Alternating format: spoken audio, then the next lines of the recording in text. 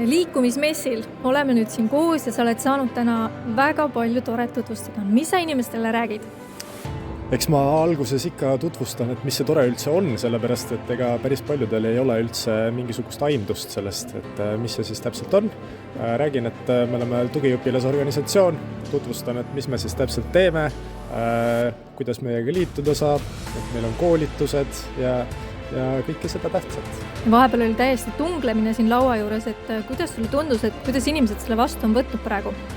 Väga positiivselt on vastu võtnud. Huvi on suur, soovitakse just süvitsi teada saada, et mis see siis täpselt on.